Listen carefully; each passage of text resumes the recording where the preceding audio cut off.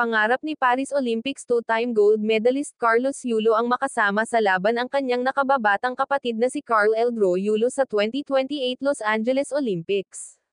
Ito ang naging pahayag ni Carlos Yulo sa pagdalo nito sa inaugurasyon ng Tagaytay City Velodrome nitong Lunes ng hapon kung saan sinabi nito na matindi ang kanyang pagnanais na kapwa sila maging kwalipikado ng kanyang nakababatang kapatid sa kada 4 na taong Olympics.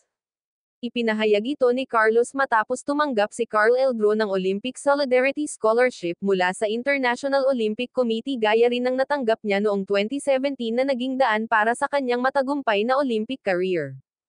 Ani nito, masaya ako para sa kapatid ko.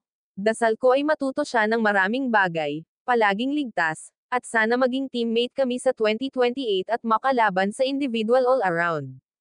Si Carl Eldro ay kasalukuyang sinasanay ni Coach Munehiro Kogimiya, ang parehong Japanese coach na tumulong kay Carlos Yulo sa kanyang pag-angat bilang world-class gymnast.